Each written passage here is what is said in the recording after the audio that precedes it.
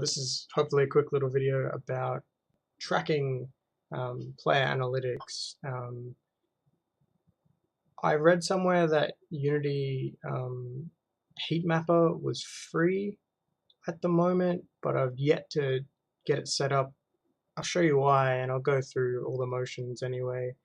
If you don't have it set up already, you want to start by going to Window and Services, and you'll get this tab here. You need to sign into your free Unity account. You just need an email, and you want to turn analytics on. When you do that, you can get a link to go to dashboard. It's all super laggy right now, and it keeps dropping out, but pretty sure I have one open already.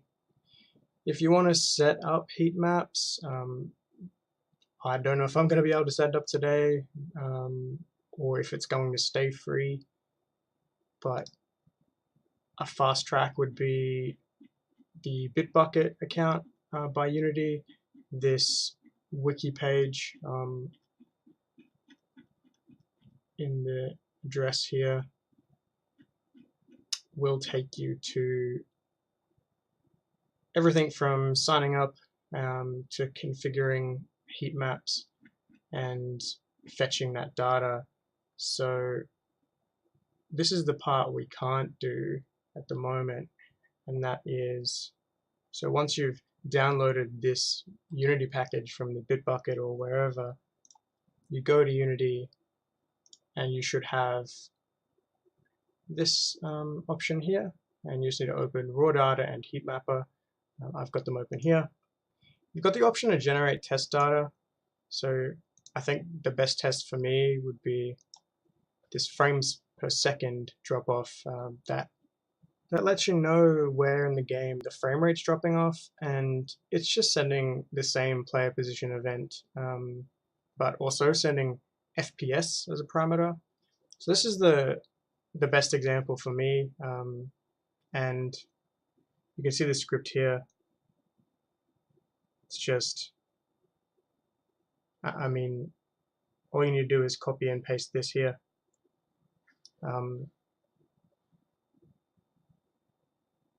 After you've calculated the FPS, of course.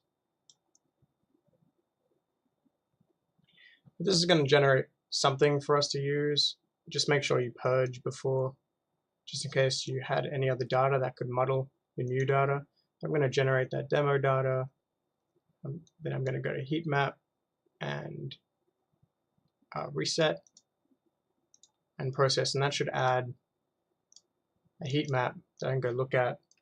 Obviously, the game demo differs in layout to mine, but if we go to time, you can scrub through time to see these little 3D points a player moved across. And if we turn hot tips on, we can mouse over and get some information on that data. So what I want to be able to do is, instead of generating test data, I want to purge that. I want to be able to put a valid project ID in, that's Unity project ID, and collect the data that I've sent via that example. That method is basically just using like Unity Analytics or Unity Engine.Analytics. That will be the same as a custom event, but I think the cool thing about this is we can send up to 5,000 per hour, whereas other Unity Analytics events you can only send like 100 per hour. And we're asking the documentation to use that conservatively because it's going to chug the servers, obviously. I made a little Unity tracker event script that just sends. Let's have a look at that. I just copied and pasted the example there, but I probably want player position to be the name, considering this is being sent from the player game object every time the timer reaches the split. So to get that actually doing something, all I need to do is add that to the player. So I can set the logs per second there. Yep, that's the right one. I don't know why this keeps popping up. So if I had any way of accessing that information, you know what? I'm actually going to try, because apparently you get access to this stuff for free. So I'm just going to put an ID in 1 second.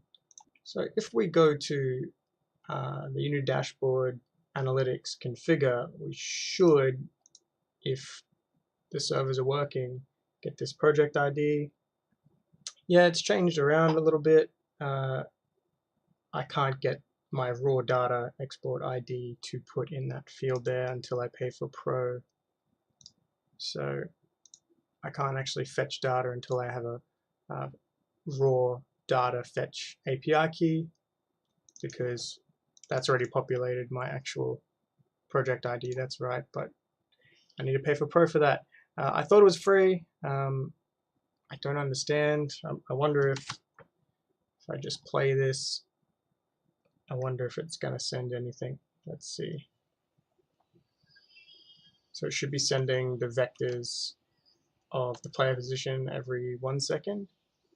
So if I stop playing that and I'm connected to the service, which I am, I should be able to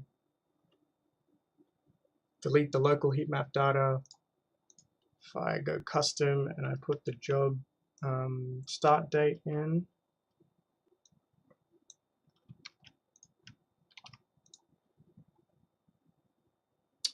yep, that's what I thought. Without the API key, unauthorized. That's really too bad. If I figure this out, I'll let you know, but that's basically all the steps. Once you've generated that, you can just process the data that's been saved locally to that output path there. The reason I want to do this is twofold. Obviously, the first, using that FPS demo, is to make sure that like the average user is running it fairly smoothly, because I don't have the time to like find a whole bunch of people with diverse graphics cards and test how it runs. Generally, Unity is really good for running consistently on different hardware. But the second thing is, I in an exploration game, I want to see if the level design is actually leading players to interesting little places. This is an example, but this is from the procedural generation of these speed trees that I've been playing around with, but it did inspire me to put little fidget cube kind of gameplay snippets in hidden areas, so people are rewarded for exploring, because that's what this game is all about. So my next, hopefully more comprehensive walkthrough video will be on ProBuilder and polybrush tricks. Sadly, it seems the rumor was false. It was May last year, apparently, that you got free heat maps regardless of license. But if anyone hears about this coming back, or if you know how to set up Unity quality analytics for free, please let me know.